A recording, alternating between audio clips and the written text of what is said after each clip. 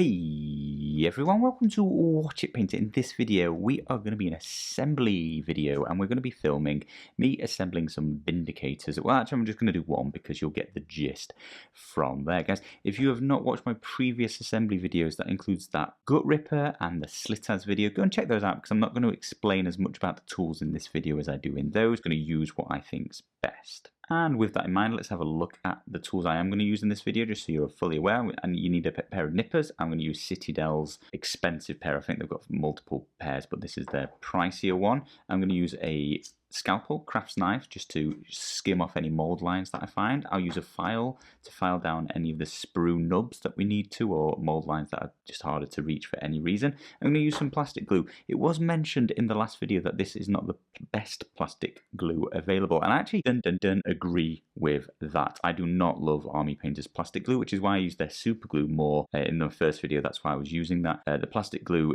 it's better than super glue for building Warhammer. I just don't love Army Painter. So if you've got something else, by all means use that. And in fact, I don't even put this in the links in the description below because this isn't one that I would choose to pick up unless it's convenient and unless you've had better experiences. I just found it dries out quite quickly. The lid doesn't sit on well enough, and as the comment said, it's quite kind of gloopy. So anyway, that's what I've got available. So that's what I'm going to use in this video. We are going to be following along with the instructions, crystal clear instructions, almost crystal clear. They're not actually perfect. Having now followed a few, it's not super obvious all the time. And I didn't actually notice right at the beginning, there's this like whole key section, tells you where all the sprues, which letters they are, how many you've got, base sizes and stuff like that. So yeah, I'm pretty blind. And I mean, I'm used to building IKEA stuff. I never read the instructions. I just skim through anyway. So as I mentioned, I'm going to do some Vindicators. Where's the Vindicator start? On the previous page. Here we go. There's a whole bunch of different sculpts that you can build in this Dominion box set. We're going to just, on the video, we're going to build the Prime. And one thing to mention is there are multiple choices to be made, which is kind of cool. So you can build very specific squads.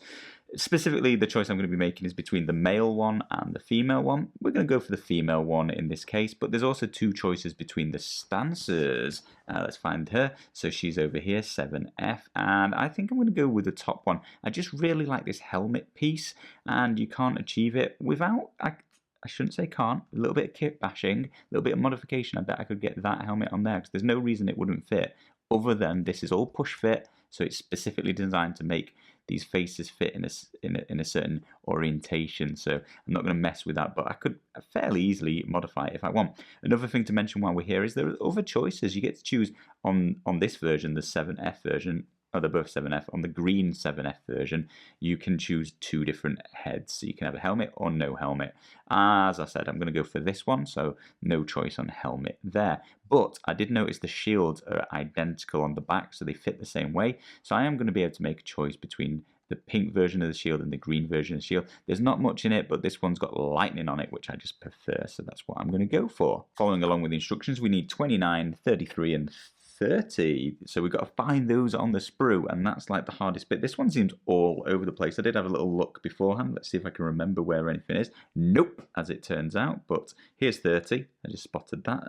So they're the legs that we need. We're going to grab our nippers. As I mentioned in all my other videos, I like to cut as close and as flat to the miniature as I can. It's not always the most recommended way. Bear in mind, I'm new to this, so any tips, do please leave in the comments. I've been picking them up as I've gone through. In fact, every time I make an assembly video, I'm actually adding some of the tips and suggestions from the comments, so thank you for your participation. So that's just nipping away those legs, freeing them up. 29 is her torso, so we're just going to nip this away again.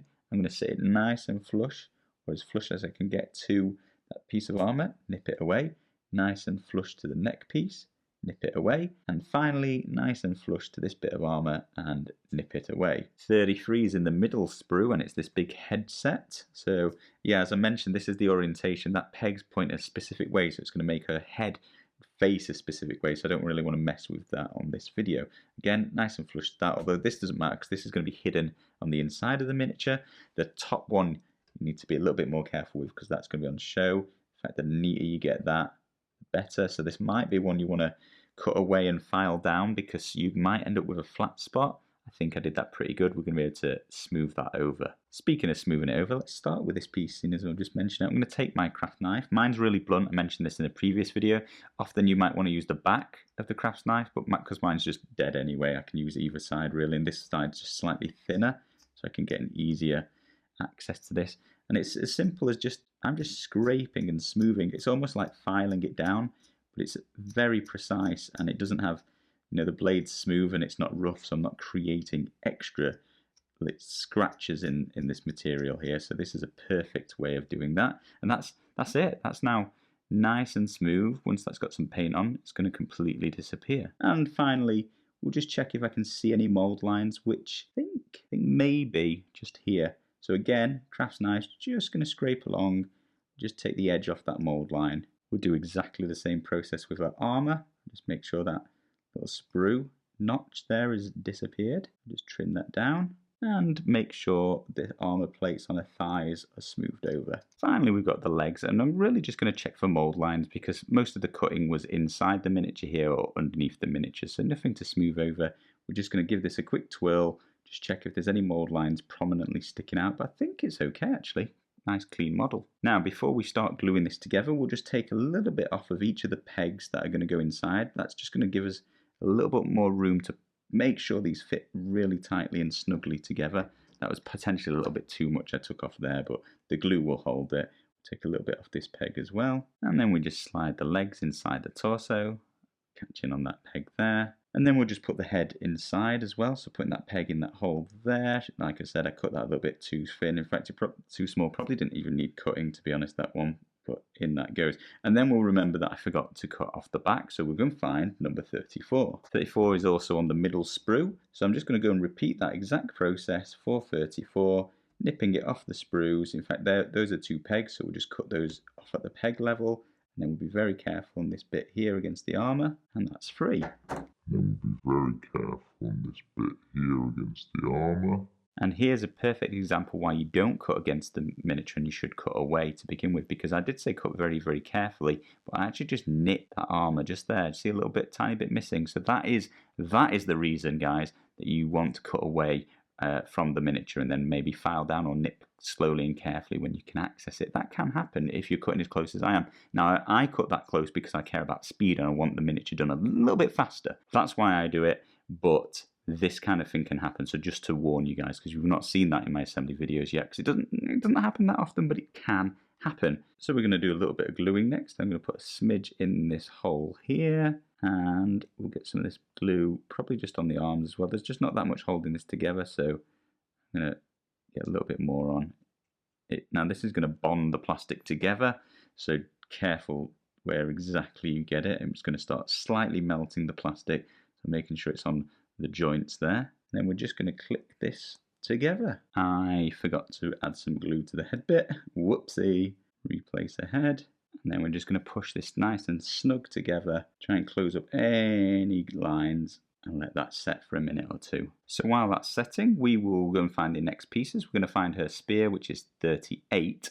And then I would prefer the I would prefer the lion. Is that why you should have this shield with that? Does that matter? Somebody let me know in the comments below if you can just mix and match these. I really prefer the shield though. I'm going to have this shield and this arm though, because I want the lion emblem on the shoulder, but I want the lightning on the shield. So I'm going to find 38, 36 and 39. Well, 36 was super easy to find, so that's right on the middle sprue. 36 is also on the middle sprue. And 38 is also on the middle sprue. They're all on the middle.